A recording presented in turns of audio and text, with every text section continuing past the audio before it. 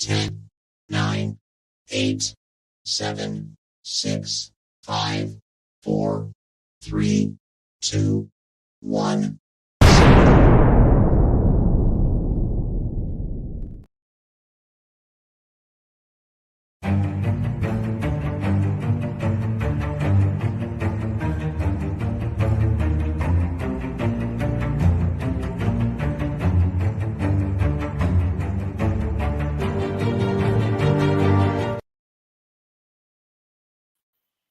And we are live! Kat, how are you?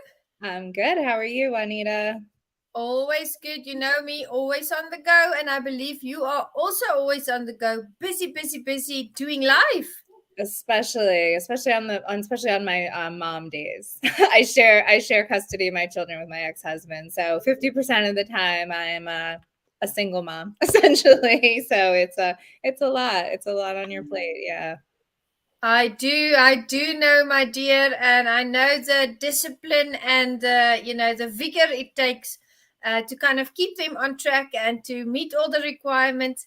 But it does stay such a joy. I know you and we always talk about our kids, and I saw a lovely post that you did the other day for what was it, Sun's Day? Happy Sun's Day or National Sons Day. Yeah. National Sun's Day? I Yeah. didn't even know there was a day like that. I was like, Yeah, wow, right. Well, I'm I learning. saw it on Facebook and felt like I had to participate, right? But I'll take a chance to brag on my boys because they are especially sweet. But I'll repeat something I was going to say anyway, which is that even though they are far from my only job, they are my most important job by far, right? I think as parents, as good parents, you view it in that light that the responsibility that we're being given should never be taken lightly. But it is another phrase I like is I love being a mom. It's just all the mothering I hate.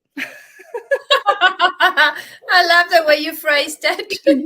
Right? Absolutely. I always tell people they Right. are a It's really gift from hard. the universe. Exactly. So today, I mean, we discussed synchronicities the last time we connected on Tuesday. And, you and I both gave examples about the magic of the universe. And you had wonderful examples that you laid out on the table for us. And I believe we want to discuss angel numbers today. Would you like to tell us more about that? I'm not very familiar with angel numbers. Yeah, I really did want to touch on that. And it's an idea that I got to talk about after the first time that we met about synchronicities, which would be a week ago today, I believe, or was it? I don't remember. Because I know we missed a day, but the first time we talked about, I remember specifically that when we ended that recording, it was exactly 4444, right? And we noted that, and that would be a perfect example of what are known as angel numbers or numerology in general, right? And numerology is very different than what we learn in schools as far as math and arithmetic.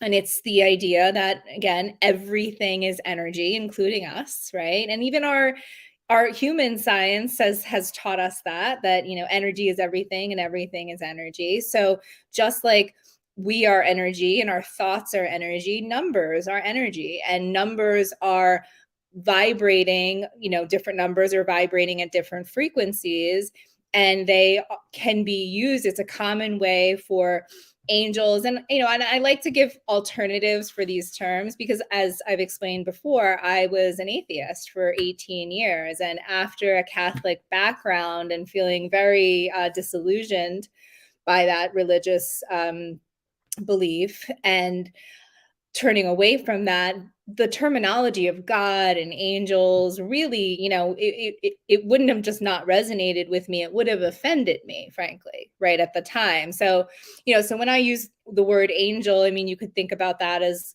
a non-physical energy, or, an energy that's not physically focused. You can talk about that as your guides or your ancestors, even, right? All of the people that came before you in your family lineage, including the ones that you knew here before they passed, they too are still very much alive, or in the sense of that energy is neither created nor destroyed, right? When the human soul or the energy of that which you are leaves the body, the energy stays intact, right? It's how I do my mediumship skills, which is something that we'll touch on a little bit later.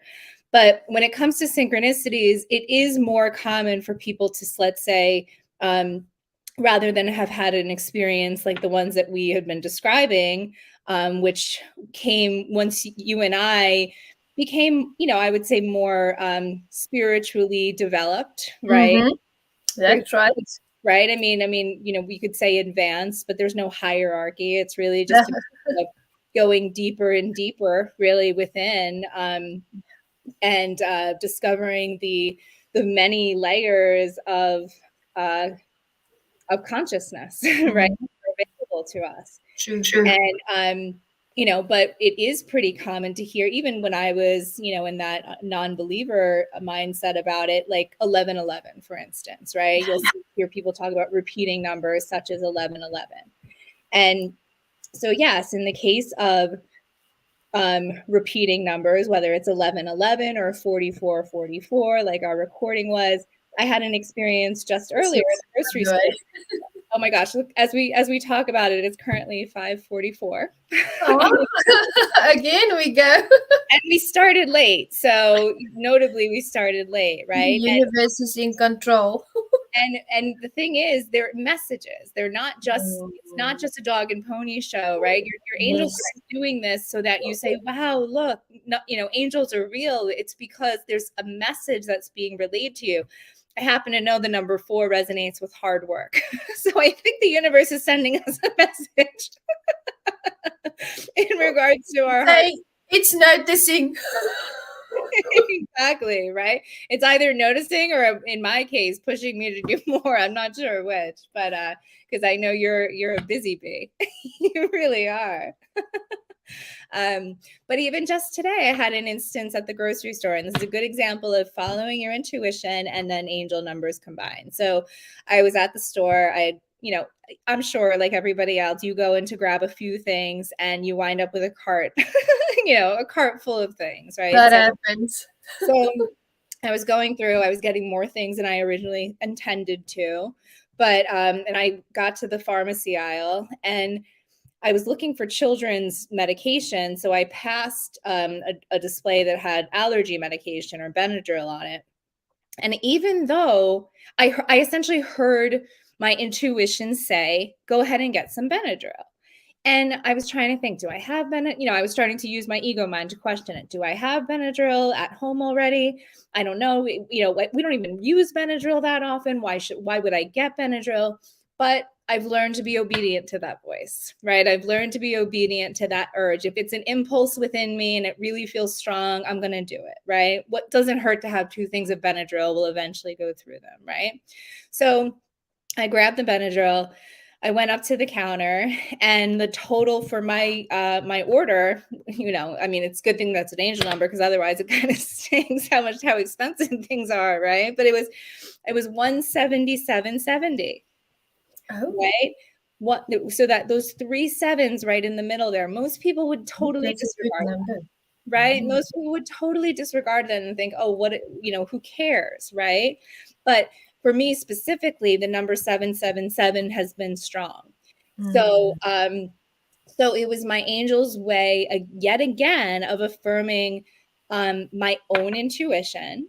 Because without that exact amount of items, including the Benadryl, right, my total would not have given me that information, right? But because I didn't question it, I didn't let the itty bitty shitty committee talk me out of it. I said, you know what? Fine, I'll grab some Benadryl.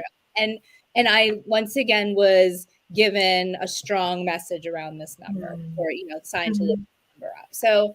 And it's really of the universe affirming to you, especially when this, is brand new to you and you've never looked into this thing, these types of things before. It's a great way of number one, just saying you're in alignment, right? Because alignment really is what I teach. And anyone who's teaching mindfulness, anyone who's would consider themselves a healer or a spiritual teacher or working with energy as I do, the only benefit that I can be of to you, the only service I can really do for you, and the only really way that I can help to guide you toward your own healing is to align my own energy and teach you how to align yours. Okay?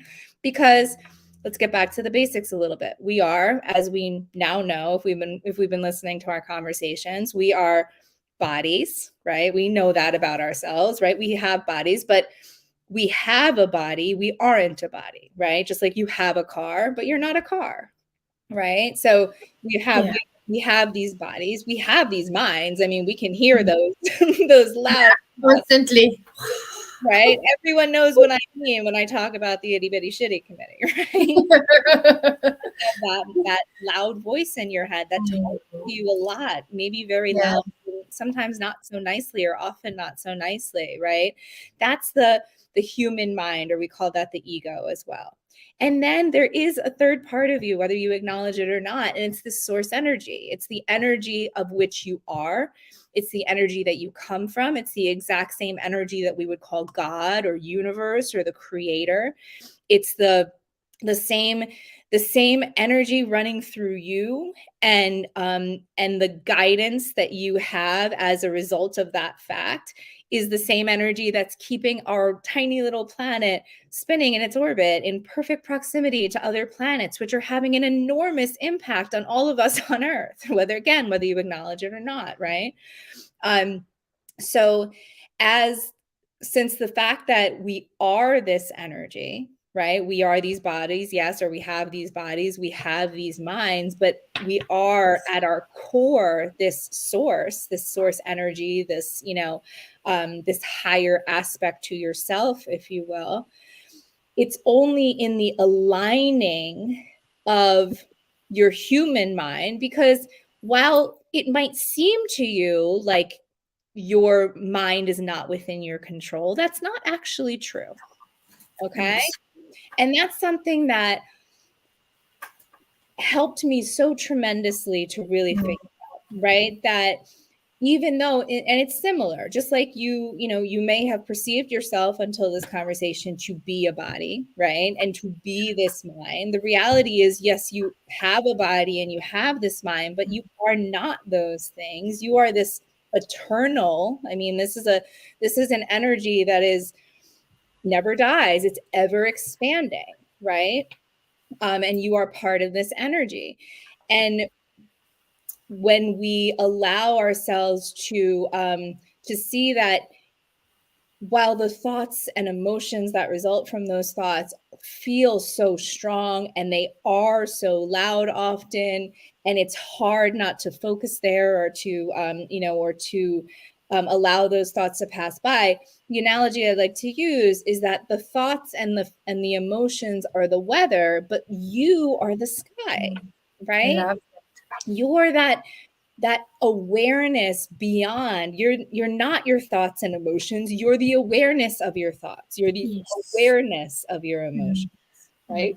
And when you can take literally that higher perspective of it, and through the practice of meditation or yoga, or Reiki, or anything that really just allows you to slow down and be still and focus or concentrate on each breath as it comes in and out, or a mantra or a sound in the room, something that allows you to just let those thoughts float by rather than clinging on to them and perpetuating them or giving them more meaning. Your vibration automatically begins to rise, right? Because you're not doing anything to resist that natural flow of energy that is you, right? It's only in the resistance of the energy that is, flowing through us that we feel that tension that we call negative emotion in the first place, or that we call pain in the body, right? So it's really, really important to understand that you have control when it comes to the mind, because it's not about, when we talk about mindfulness or Reiki or yoga or any of those mindfulness practices, it's really not about learning how to control the mind so much as it's about not letting your mind control you, right? I don't want to come off as saying that the human mind or the ego doesn't serve us. It absolutely does. There's a reason that we have this capacity to think, right? And this capacity to choose what we focus on. And it plays a huge role in how we function, here as physical humans, but it also is, if you over-identify with your ego, you over-identify with your thoughts, and you to the point where you think you are those thoughts, right? It's a tremendous problem, because it's not true. And the fact that the more you believe that pulls you further and further out of alignment, out of energetic alignment, it just feels worse and worse and worse and worse. That's when people like I did go into crisis, right? Where it's where it becomes life-threatening. I believe we all go through that, Kat, and the more that you bring these wonderful golden nuggets, the more it becomes evident that every part of us is intertwined. And, we have to sometimes detach ourselves from our emotions to look at something objectively and say, well, this is now my ego. This is now negative self-talk. I'm not going to believe that. I'm going to raise my vibration, and I'm going to believe the positive. And within a blink of an eye, your day can take a turn for the best day ever. I've had days where my things have just, and sometimes I would stop and I would say, whoa, it feels like I'm in a whirlwind. And I would stop and I would say, this is not, I don't live here. I'm not in this place today. I'm going to, so we all have those times that we have that negative self-talk. We all have those times where we, it kind of just rolls. I mean, being just everywhere present every day, that takes a lot from us. And it's not just from our bodies. It takes a lot of our mental focus. It takes a lot of our spiritual aptitude. It takes a lot from us as a holistic being to say, well, here to stay in alignment. But that is what you teach. That's what's so wonderful, because you're an example to us of how to effectively practice that. And I use that word not lightly. It is a practice. You have to get into that practice of doing the meditations that Kat is talking about, getting into alignment with the universe, how to do that, how to stay there. But of course, that ego is always there. Now, I always use this illustration when I was in school. They used to drop us off outside of town. I did cross-country running, and they used to drop us off 10 kilometers outside of town. That's about 6.6 miles, I guess. And they would just leave. And you had to run back to the instructor's house. Now, the mind is a funny thing, because we are also super fit. I mean, we used to practice in the morning and do our runs, and then in the afternoon again. And on Saturdays, we do the long distances. But even if you can be the best athlete, you will always still have that ego. You'll always have a body that will talk negatively. So you'll start, and here at about 3 miles, about halfway, your mind starts saying things to you. It starts saying, oh, but the sun is in your eyes. It's so uncomfortable. Or it will say, why is your feet burning so much today? The tar road is so hot. Or, oh, you remember that knee injury that you had? Maybe that's playing up again. And that's how the body, really, the ego comes in. I mean, your body has been so conditioned to run fast and to run long distances. It's fine. But the mind starts coming in. And that's where I tell people, and I bring that back to life. And I say, if you're an athlete, you know better than to stop. When your mind starts saying those things, or to even sit down, you're not allowed to do that. If you have to run slower, do it a little bit. If you have to walk, do that. Even if you have to stand, but don't go and sit, because to get that momentum back is such a hard work. It's going to be hard to get back to your momentum, to your flow and your breathing. And it's the same with us when we work in the energy realm. Don't let those things impose on you. You have that power. You have that capacity to make your day phenomenal. You have the capacity to operate on a high level. But in fact, you're the only one who does. And that's the real thing. That's the real thing to understand, is that happiness or suffering is an inside job. really. Exactly. Because and the reason for that is that it's the importance that I think isn't placed enough on the thoughts. Yes. Your thoughts Yes. are creating your reality, because your thoughts are energy that you are projecting out into the universe. It's not your words that the universe is responding to, it's your thoughts. It's not what you Yes. say, it's what you mean, right? It's not how you want to feel, it's how you feel. That is what's attracting and magnetizing what comes to you. And the law of attraction it takes 17 seconds for a thought to gain enough momentum that the law of attraction will bring another thought like it, another 17 seconds, another thought like it. So by the 68 second or so mark, a little more than a minute, you've got a momentum going with your thoughts that will get bigger and bigger and bigger, unless you decide. Because it's like thinking about if I tell you about a green elephant, right? And then I say, don't think about a green elephant. Don't think about a green elephant. Don't think about a green elephant. It's the only thing you can think of, right? You're going to think of a green elephant. Because this is an attraction-based universe, not an assertion-based universe. The universe is going to bring you what you're thinking about, whether you like it or not. Whether you're thinking about that thing because you want it in your life, or you're thinking about that thing because you're really scared of it coming, right? The law of attraction is responding to your thoughts, and you are the only one who can think your own thoughts. It's just the facts. No one else can think for you. Therefore, no one else can vibrate for you. Therefore, nobody else can attract for you. And so, as hard as it is to hear, and the detractors of the law of attraction will say, oh, it's victim blaming, right? Terrible things happen to people, and they do. My fiance was trafficked at birth, right? And was and adopted by an abusive family. So yes, I get it, that terrible things happen to people, right?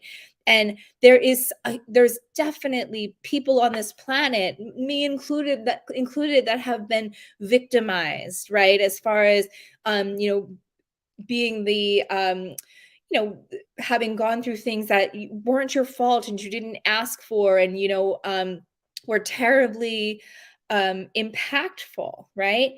And whether it was the initial event or or the life that's been created out of that, you are in this moment still attracting those energies to yourself because of your hyperfixation on them, right? Because maybe you've never gotten any help for the trauma that you endured. Maybe no one like me, like maybe for you, like for me, until I was in my late 30s, no one ever validated that what you had been through was traumatic. Because as my, the title of my book will, cheekily say, it could have been worse, right? Oh, it could have been worse. That's the phrase that kept me sick for so long. Because by comparing my experiences to other people who had worse, it didn't allow me to see that what I had been through had been extremely impactful, right? To the point where, as I've explained in other interviews about how, got me to the point of considering taking my own life. And, whether you drown in 20 feet of water or 7 feet of water, you're still going to die. Right? So, these are important conversations, and I'm glad we're ending by bringing it back towards, as fun as it is to talk about synchronicity and angel numbers and the true magic of the universe, and how we can take control of that by understanding that we have control over our thoughts, and we can, even though it's difficult and it's a practice. Just because it's simple doesn't mean it's easy, right? True. It's simple to stay in alignment, keep your thoughts from, controlling you, keep your thoughts focused on the things that make you feel good or the things that you're wanting to attract in your life. That sounds very simple, but it's not in any measure easy. It isn't at all. But as fun as it is to talk about all these things, I'm doing so with a purpose. And that's at true. the end of the day, these are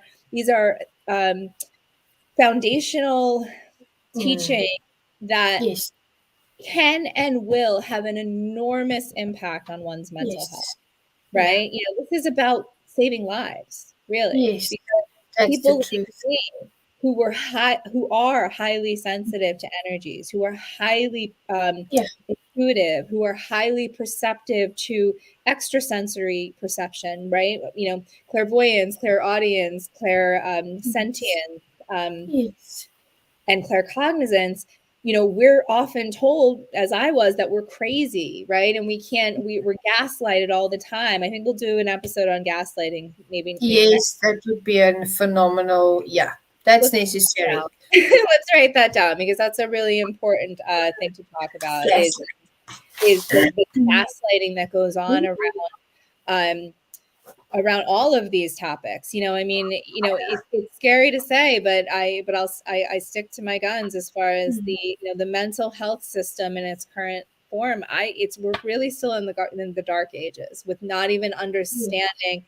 I mean, I recently heard a world-renowned trauma physician from Canada say there is not one single shred of evidence that that depression comes from a lack of serotonin in the brain or a chemical imbalance. These are much like dieting, right? Lies that have been propagated so widely that they're having a very harmful impact, because unless you can't solve a problem you don't understand, right? Exactly. We're at the point where we really just don't understand trauma, mental health, the energy component of this in any way, and that's why we continue to see a rise in suicide, homicide, drug abuse, alcoholism, and the like. So it's the truth. It's the truth. Society has been conditioned to believe all of these programming events that they've put out there. I also want to, next time when we come together,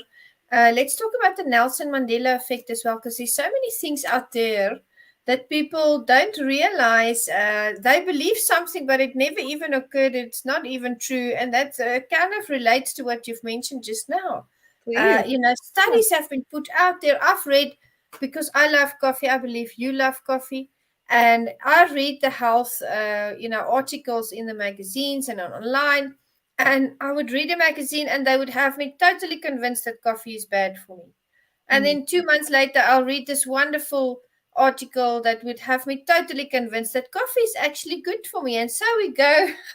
And it's the same with the topics that we discuss. And it ties in perfectly to the topic we started with, which is intuitive eating, because it's funny you bring up coffee. I used to love coffee. Coffee was something that got me out of bed every morning, at least one cup, and probably, 2 or 3 more through the day. And it was through the process of intuitive eating that I realized that coffee didn't work in my body, that it was actually causing me to vomit. And so it was through the process of intuitive eating and really paying attention, because I was having a lot of GI issues and I just wasn't attributing them to certain things like coffee, which is very acidic. So, I love that you brought that up, because it just goes to show that, there is no one thing that's healthy for everybody, right? There is no one thing. We can't ever say that this one way of eating is going to work in everybody. That's ridiculous, frankly. That's right? the truth, because we're all different and we're all special, and we all need to be in tune, like Kat is teaching us. Be in tune with yourself, be in tune with the universe, and watch that self-talk, because it is that ego is going to come around. It is going to try and mess up everything for you. You just stay the course, keep the vision, and say, no, I'm not going to go that way. I always just say, if I want to go to a place where, maybe I'm feeling emotional or a little bit down that day, I just tell myself out loud, I tell the universe, I don't live there anymore. I've moved on. I'm happy, and the universe is sending me abundance and blessing and happiness. And you know what? It lifts me immediately, and there I go on my way again.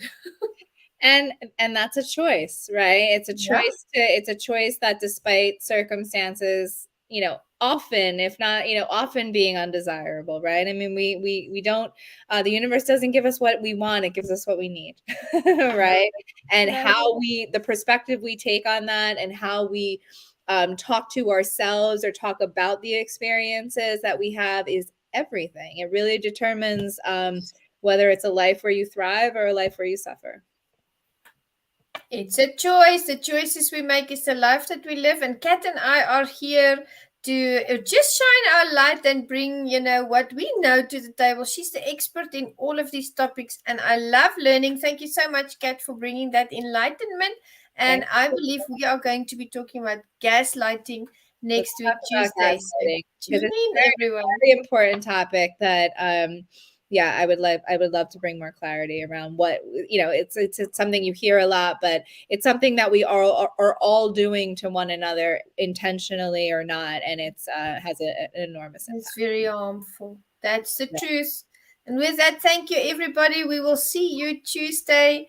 And join us because we are going to be talking about gaslighting, as Kat has said, and it's going to be very interesting as always. We'll see you on the other side. Good night, Kat. See you soon. Good night. Have a good night and weekend. You too. Bye. Hi, my name is Jose Escobar, and I'm the founder and CEO of the Connected Leaders Academy. We're the #1 fastest growing community and tribe of some of the highest level entrepreneurs all around the country and around the world. We're in 36 states across the U.S., in 11 international countries, and over 240 plus members, growing every single day. And I'm honored, excited, and I'm glad to say that I'm proud to be the official sponsor of the Meticulous Moments podcast with Juanita Cap. Thank you so much for the opportunity. I'm excited for this journey. Hey everybody, my name is Patrick Rude. I'm the owner of Rude Financial Services, a proud sponsor of the Meticulous Moments podcast, hosted and directed by the beautiful, strong, and intelligent Juanita Cap. I cannot tell you enough about what this woman has done with this podcast and the effect that she has had on me and all of the other sponsors and people that listen. Don't miss it.